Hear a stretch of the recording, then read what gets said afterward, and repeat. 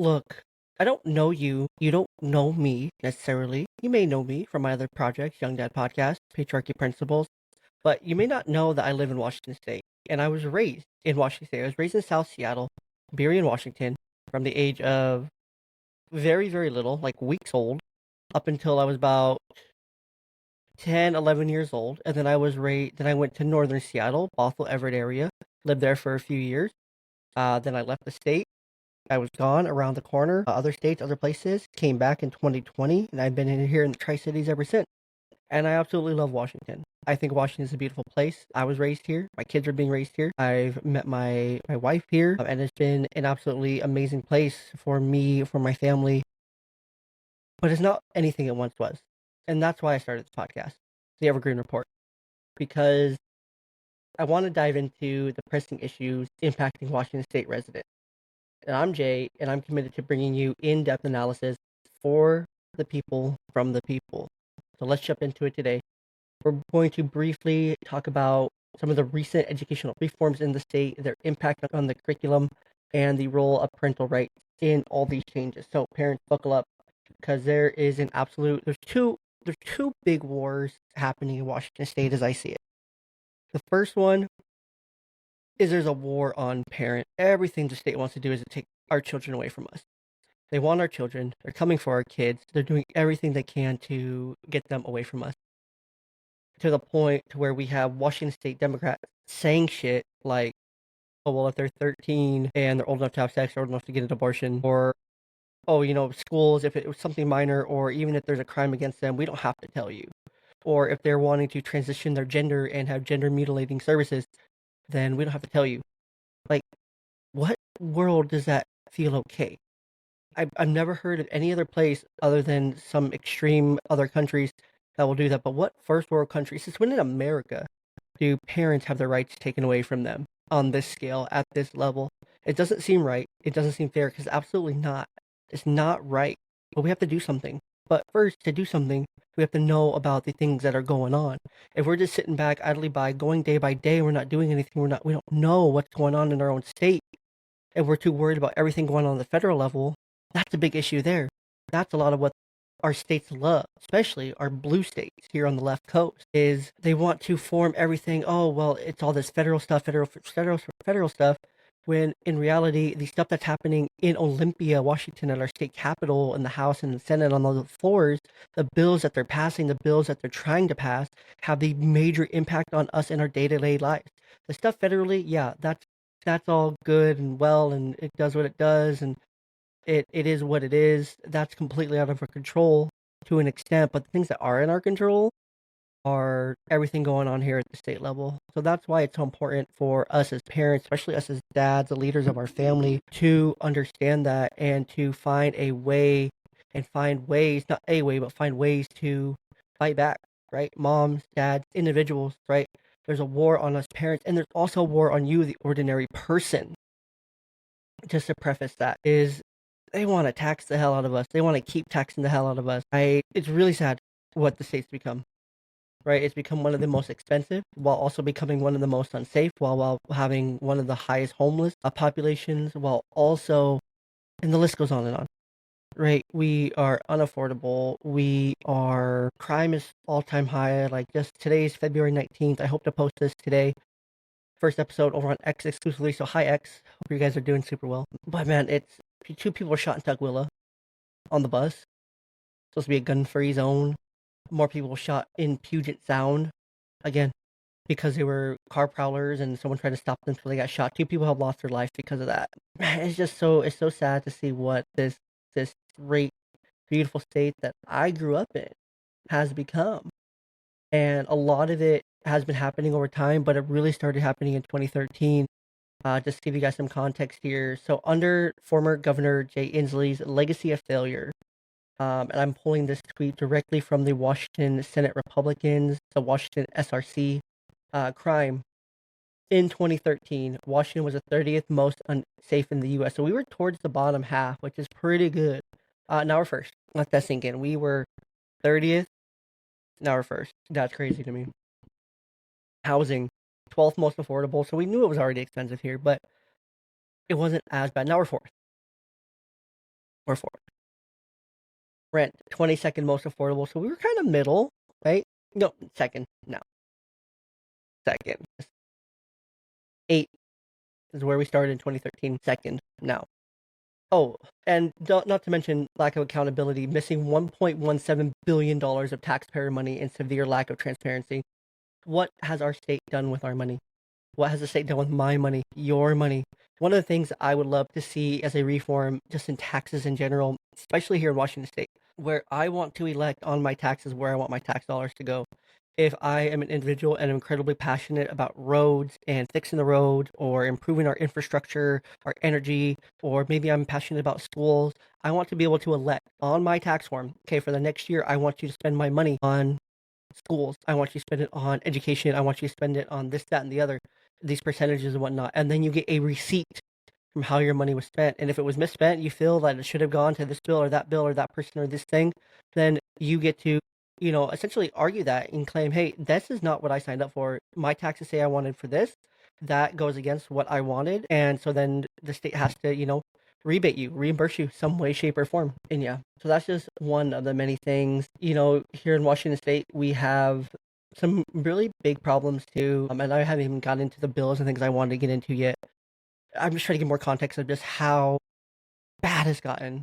Homelessness crisis, drug crisis, crime crisis, plummeting education scores crisis, mental health crisis, parental notification crisis, women's sports crisis, and overspending crisis. What's the Democrats' response to all this? We need to change the state flag. We need to tax you guys for driving your cars. Hold on. Why does the state flag, why do we need a state flag redesign? What's the point? The point is distraction. That's the point here. The point is distraction. And thank you to Change Wash over on X as well, another great account for posting this a few days ago. But we have 1, 2, 3, 4, 5, 6. Can't count. 1, 2, 3, 4, 5, 6, 7, 8 different crises going on in our state. But the solution is to change flag. And of course, I take a narrative street here and whatnot. I'll play devil's advocate. But all those things seem a lot more important than, taking care of the flag and redesigning the flag. Or how about this? Affordability ranks. These are as February 17th, and I'll tell you the sources pulled from each of these. The third highest gas prices in the United States, according to AAA state gas prices averages. The fourth highest grocery prices. Source is Fox 13 Seattle, the fourth most expensive state to buy groceries report, January 18th, 2024. The fourth most expensive housing. Source is Forbes, 15 states with the highest average home price, 11/8/24. Seventh most costly childcare, and it feels like it's way higher. Source Bankrate study: care for one infant costs at least 10% of a family's yearly income in 48 states, over the seventh most costly. The third highest cost of living. Source: U.S. News and World Reports, rankings states with lowest cost of living, May 7th, 2024. All these are recent. They're all within the last year. And it ranks us as we're the highest in all the wrong ways. I want to find something we're low at. I want to find something that's actually good. And there's some bills that are going out that people need to be aware of to counter some of these things in terms of affordability. House Bill 1338, we need to go and make our voices heard to oppose that. Triple the property tax growth limit from 1% to 3%. Don't want that. We don't want new taxes. We want no new taxes, period. We have enough. We have enough. You guys need to figure it out at the state level in Olympia. Call your representatives. Do the things you can do, because no new tax. We don't need more taxes. We have plenty of taxes. Figure out how to manage our money better. House Bill 1921 would impose a 2%, 2.6 cents per mile tax on top of current gas tax, which is absolutely lunacy. So they want you to opt into this program, put a tracker on your car, yearly odometer checks, and all these other things, right, for how much you're driving, and then tax you 2.6 cents per mile. So let's say you drive, let's say 15,000 miles per year. And if you drive 15,000 times 2.6, 39, oh wait, no, I can't do math. 15,000 times 0.026. That's that's an extra $390 of bills. Because you just have that laying around, right? You just have $400 to be to be taxed on to pay the state for driving your own car, which you already pay taxes on, which you already pay gas tax on, which you already pay all these other taxes and things on. How does that make any sense? Does that make sense? It makes no sense to me because you already are taxed when you buy your vehicle. You're paying taxes on. You're already paying for that vehicle every month. You're paying for the insurance, which you're taxed on. You're which is absolutely so high already in Washington State as well, and then you're paying gas tax as well on that. What? What? Who thought that's a good idea?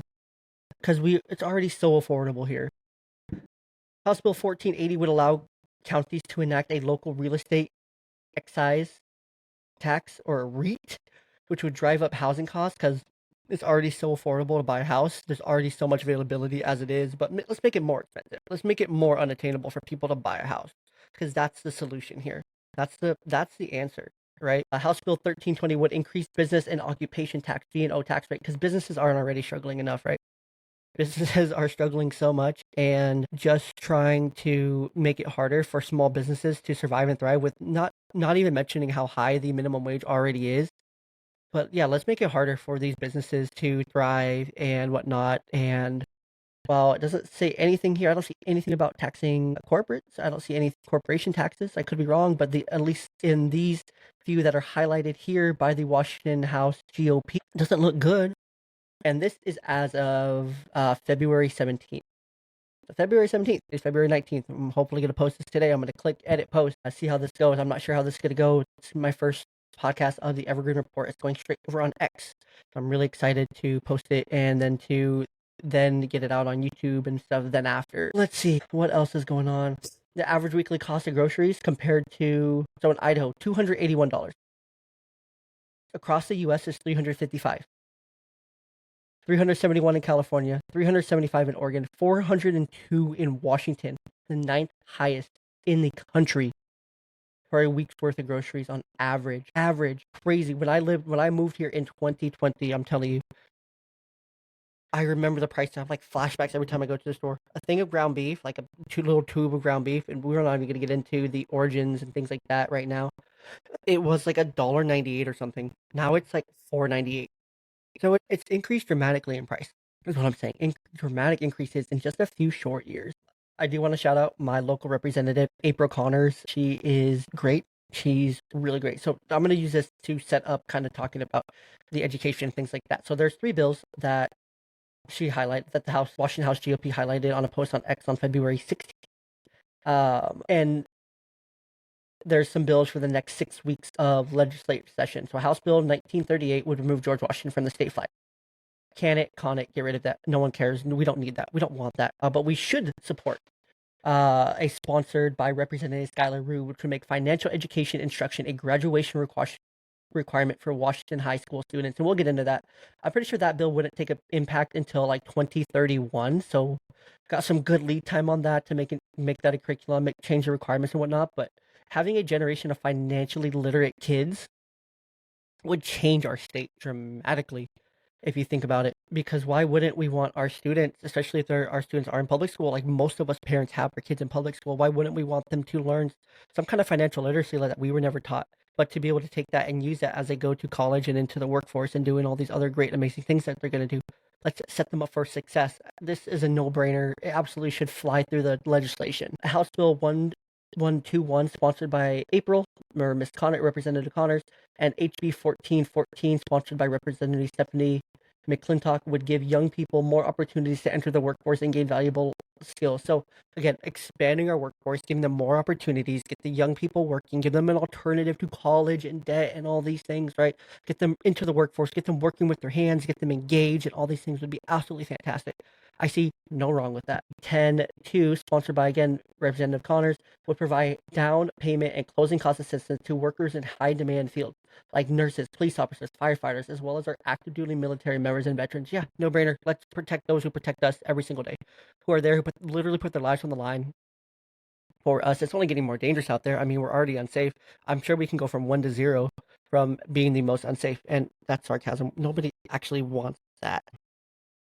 But super important to just remember there. We want to be able to help here. And of course, there are more questions with these bills, like the down payment assistance. Where does that money come from to help these people? Is it a state or federal program? Where does the money come from? We have to know these things. And hopefully, some of these things actually make it to our ballots and we're able to actually vote on these and they don't try to twist the wording and things like that there always are on these things. So, anyways, so getting into educational reform and just some things I want to talk about and touch on here. Let me find my right notes. Okay, so there's some curriculum changes that are under Senate Bill 5462, which was enacted in March 2024. So this is already enacted. It's already part, which mandates the inclusion of histories, contributions, and perspectives of the LGBTQ plus individuals and other historically marginalized groups in Washington State's public school curricula by October 1st, 2025. Again, parents, I understand. Let me just say this first. I understand the need for inclusivity and all this, but why do our kids need to learn about LGBTQ plus history and all this contributions of figures and their roles and whatnot? What does that do for our kids? I'm not saying that our schools are making our kids gay, but it's a charged curriculum with that clearly has an agenda when we spend very little to no time talking about actual American history, actual civil rights. Black History Month barely gets a moment in the sun anymore. It's so frustrating being a parent because the things that actually matter. Let's talk about World War II. Let's talk about World War One. Let's talk about history and the things that actually shaped our country that got us to where we are today. And let's actually understand the different perspectives on all these things. But nope, let's talk about LGBTQ plus history and there's the significant figures and their roles in history and civil rights activists, artists, and political leaders. Why do we need to know about that? Why don't we learn about World War II history? How do we get into that war? How do we avoid going back into that war? How do we get into World War One? What happened there? How do we avoid that thing? And of course, there's so many more. Vietnam, 9/11, the Iraq War. There's so many other wars and things like that that our kids could be learning about and probably need to learn about to understand the world as a whole.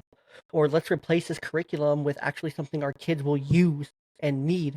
Financial literacy, life skills, social skills, workforce skills, practical skills. Why not replace it with that? Or let's take the money, the things we're doing with this, and put it back into. Let's keep this energy, but just make it to improve our literacy, improve our kids' education as a whole. There's so much more we can do with this, but this is where our government decides to focus. So a little bit more about this. The curriculum will cover pivotal events affecting LGBTQ plus communities, including the Stonewall riots and the fight for marriage equality. And there'll be discussions will highlight how these LGBTQ plus identities intersect with other aspects like race, ethnicity, and socioeconomic status, fostering a comprehensive understanding of diversity. We don't, hopefully, with the new federal mandates and whatnot, this very highly DEI based curriculum will get removed and this won't actually make it to schools. There's a lot of pushback across the state on this, especially here locally where I am. So if you're in Benton Franklin counties, there's a lot of pushback locally. Your local Republican Party is pushing back. They don't want this. So previously, the inclusion of LGBTQ plus topics varied across the districts, leading to inconsistencies with Senate Bill 5462. All public schools are required to adopt inclusive curricula, ensuring uniformity statewide. This shift aims to create a more supportive environment for LGBTQ students, potentially reducing instances of bullying and improving mental health outcomes. See, I see it's going to do the opposite. It's gonna force more bullying and more attention on these kids, and I don't see it going well. There are some things to consider here, right? The bill does not allocate any funding. So listen to this. So they want all schools in the state, right, to take this up, to take this mantle up, and to introduce this curriculum into their schools and all this stuff, right? But there's no specific funding for developing new instructional materials, leaving each district responsible for integrating these topics into existing curriculum. While all the districts, nearly every district in our state, I believe, is already running at some kind of deficit and can't afford to do that. So our state said, here's this, we're going to pass this, you guys figure it out after that. And there's many school boards across the state and communities that have expressed concerns, citing potential conflicts with local values and belief. For instance, the Prosser School District, very close by, passed a resolution opposing the bill, reflecting the contentious nature of its implementation. Shout out to the Prosser School District because that's a school district that's really close to where I am. And so shout out to them. I know other local districts that in our like predominantly red areas of our state over here in Eastern Washington, outside of like Spokane County, fighting back. Good. Need to fight back. Second one here is understanding the parental bill of rights and ESSB 5181. So the parental bill of rights. So like I mentioned at the top and talked about a lot, they are coming for our kids. They want to change. They want to take our kids away from us, or they want to co-parent our kids with us, where they can't love your kids. They don't know your kids. They don't know your family. They don't know your beliefs, but they want you to conform to them, right? They don't want to conform to you and help you and support you where you're at. They want you to 100% conform to them and to do what the state wants you to do with your kid. They want you to do with your kids what they want you to do with your kid, which there's a big conflict there initially, but the Parental Bill of Rights, established through Initiative 2081 and 2024, outlined specific rights for parents regarding their children's public education. These rights included access to educational materials, notification of certain school activities, and involvement in educational decisions. Which is, doesn't that just come with being a parent? Shouldn't you just have that anyways? Of the original initiative, parents could inspect and review their child's educational records within 10 days of a request. So that's the original initiative. Notification requirements. Schools were required to provide immediate notification to parents concerning non-emergency medical services or if the child was involved in a criminal incident on school property. So the schools have to report. They have to communicate. That's currently where the current Bill of Rights as of 2024 stands. So again, you have to know what you're talking. You have to know what's going on. You have to know. If you don't know, school can tell you whatever they want. And as they often do, I work with a lot of schools, and they often tell parents whatever they want to tell them to A, get them off their backs, or A, to not, have to actually step up and do, their job.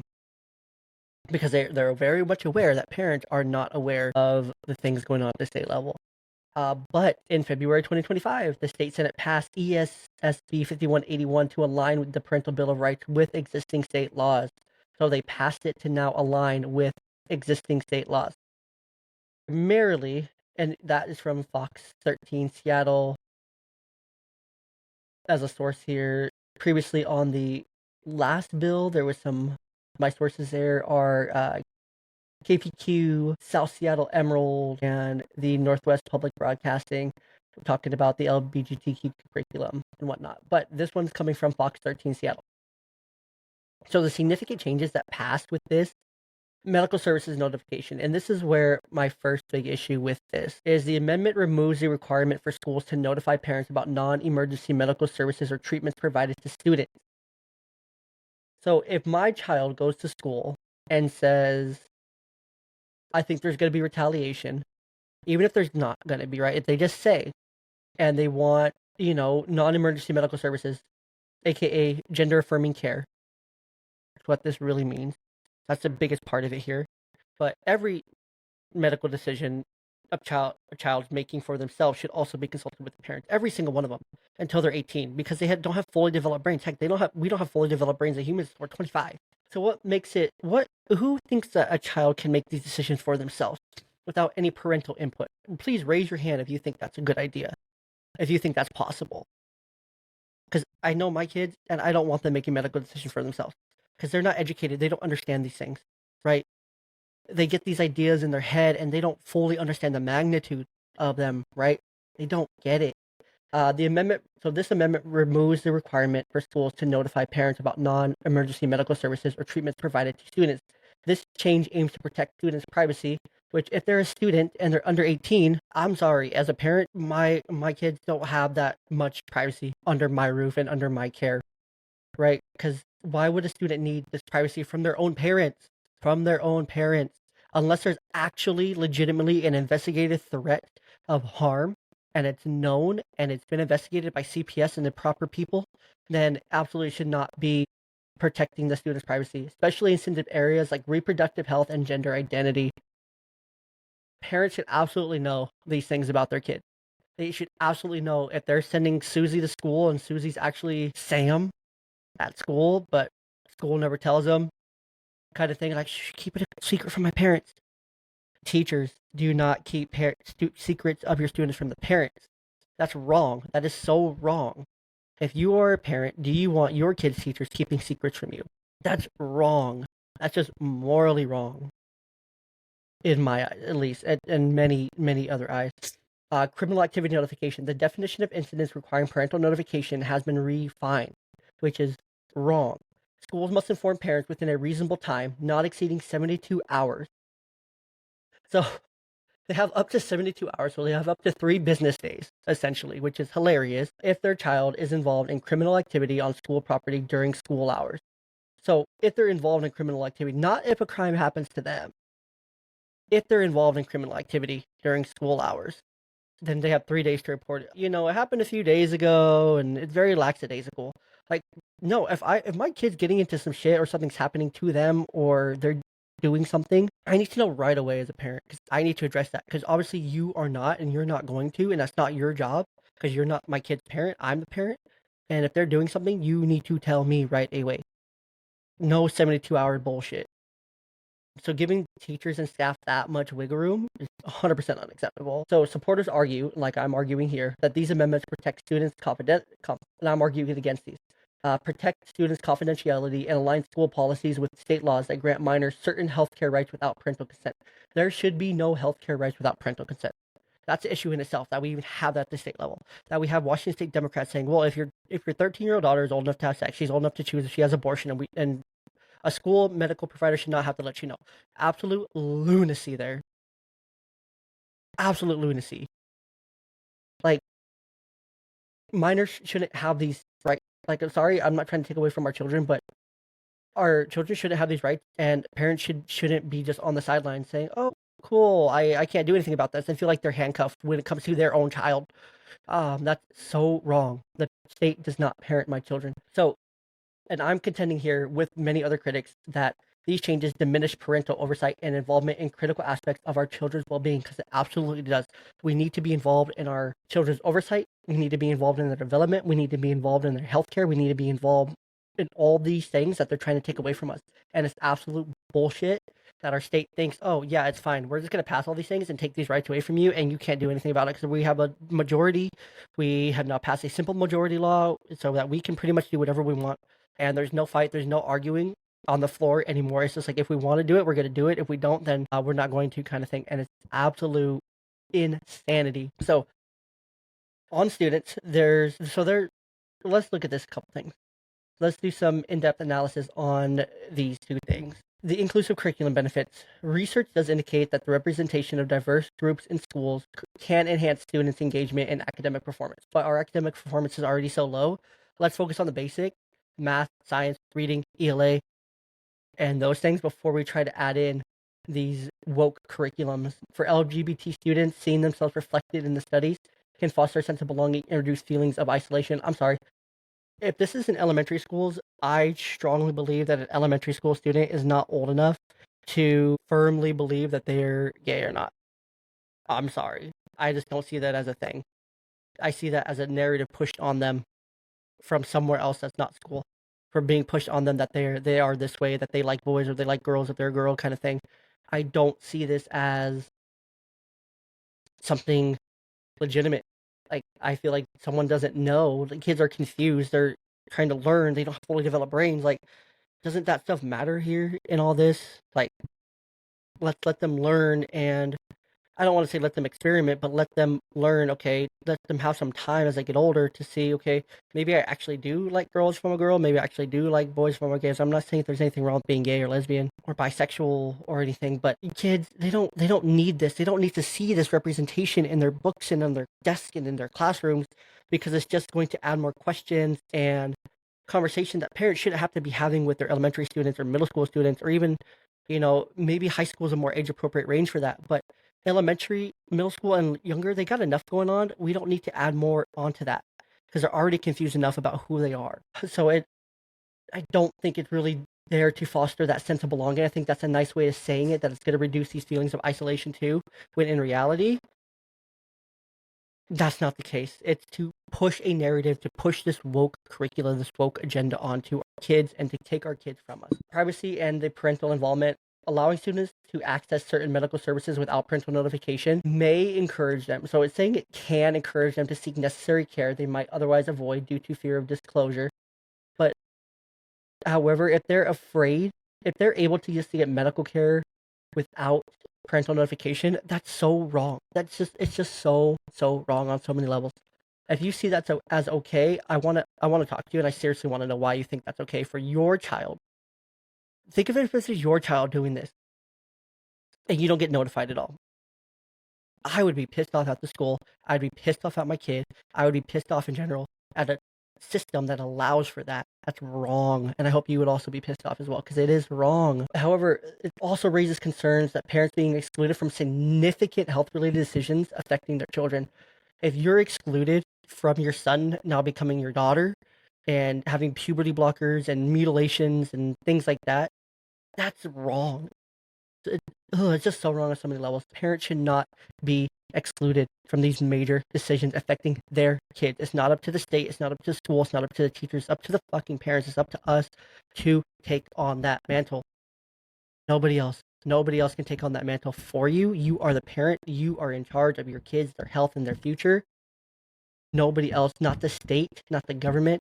That's major overreach in this area here. I'm sorry, it's major, major overreach, and it's not okay.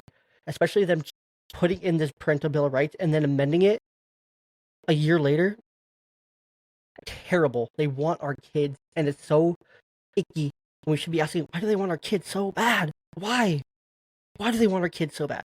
I would encourage every dad on here to go and read the book Point Man. It's an absolutely fantastic book. I think it'll provide you guys a lot of answers with that reason why. Let's see here. On families, so some of the impact here on families. I want to get through this kind of quick. Parental trust and communication. The amendments may lead to tensions between parents and schools, with some parents feeling their rights are being undermined, because they 100% are. The contention that this is going to lead to, the fights that this is going to cause, the fallout from this is get more impactful because they're breaking up families. They're tearing apart parent-child relationships that are needed for lifelong success. But the state's like, no, we're going to cut that off and take over here. But then the state's going to be gone, right? Leadership changes. Government's not there. Parents are going to be there at the end of the day. They need to be involved. Open communication and clear policies are essential to navigate these changes effectively. But even within your own family, everyone's family has specific cultural, religious beliefs and may find the inclusion of certain topics in curriculum challenging, potentially leading to conflicts with educational institutions. Which is why it's important to say something. But it's also so important here as a parent. The best way you can fight back is by educating your kid, by sharing your values, by teaching them, by having these conversations starting at a very young age appropriately, to help them understand, hey, there's only two genders, there's only this, there's only that. This is what this looks like. This is right, this is wrong, and having those conversations. Because if they don't learn it from you, they're gonna learn it from school, and they're gonna think that's right and wrong. If they don't learn what actual right and wrong is from you as a parent, and if you don't know, I'm glad you're here listening, that you can understand these things, right? Right and wrong is very simple. Government shouldn't be the one raising your kids. You should be the parent. You need to be teaching your kids about your culture, about your religion, about your beliefs, about your values, so that they carry those with them, so that they're able to speak up and challenge it when it comes back to them, so that they are ready, so that they are prepared to fight back themselves. But you also need to arm yourself and be ready as well. On educational institutions, I feel so bad for the schools. I feel so bad for the innocent teachers who don't believe this stuff, who don't want to teach this stuff, who may agree with me, who may hear this and be like, yeah, no, I don't want to teach that. Because my students already struggle with reading, writing, math, science, history. They already struggle with the basics. This isn't going to help them. And if you're those teachers, I want to hear from you. Please, I want to hear from you. Message, comment, anything like that. Please, I want to hear from you. Be like Prosser. Be like the Prosser School District, please. And fight back. Fight back. Schools must develop or source appropriate materials. Just the fact that the schools don't have funding for this, but they have to figure it out themselves, is insane in itself. That's so wrong in itself, because their schools are already struggling enough. They got enough on their plates and they're already struggling. Their resources are already so thin. So you're going to strain them even more by creating new curriculum requirements and making them come up with this curriculum. There is no curriculum. They have to figure out how to include it. So it's just so frustrating. Administrators need to balance compliance with state laws, respect for student privacy, and the desire for parental involvement, necessitating careful policy revisions and staff training. So there's going to be policy adjustment here. So it's just more on the schools. So educators, I'm so sorry that our state doesn't see you as how valuable you are and how important you are in shaping our kids' future. Please fight back. Go to your school district, go to your meetings and say, hey, we need to fight back against this because I'm not teaching this in my classroom. Fight back. If you're a parent, talk to your teachers, ask them to speak up, ask them, advocate for your kids, advocate for other kids, advocate for your families, advocate for you and yours. Please, I'm begging you, advocate for you and yours.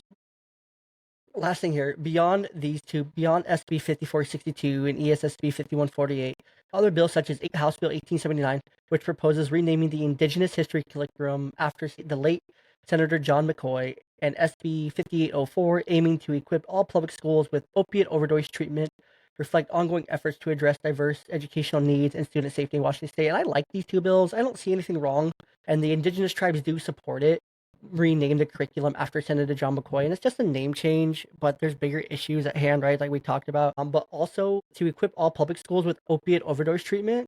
Our kids are being impacted by drugs and opioids, and it's so important that our schools are well prepared to handle those. It sucks that we're here, but let's at least do everything we can to save our children. So all the legislative things that I talked about today in Washington State education. And there's so much more that I'm going to get into here in future episodes because I have a list. I have a big, long list of bills that I want to go through. I just want to go through bill by bill, talk about it, give my take on it and whatnot, and why you should care and help you be aware of it. It's a big, big, big, long list. I'm telling you, it's massive. It's huge. It's huge. Anyways, sorry, I make a joke there. These changes in the state system underscore a complex interplay between fostering inclusivity, protecting students' rights, and maintaining parental involvement. But there is no balance here. They are trying to take our kids, push woke agendas onto them. And as these policies are implemented, continuous dialogue among educators, parents, students, and policymakers will be critical to address concerns and ensure that the educational environment supports all stakeholders effectively. So, with that, I hope you enjoyed the very first episode of the Evergreen Report. I'm your host, Jay, and I hope you found this educational, impactful, and you're going to do something. If you're wanting to reach out and do more, I encourage everyone to go to the state website, find these bills. I will try to put all the links in the show notes here. I can't guarantee it, but I encourage you to go and find ways to make your voices heard. I encourage you to find your local parties and go and get involved. And yeah, this has been really fun. I'm really excited for this new journey. I still, of course, host the Young Dad podcast.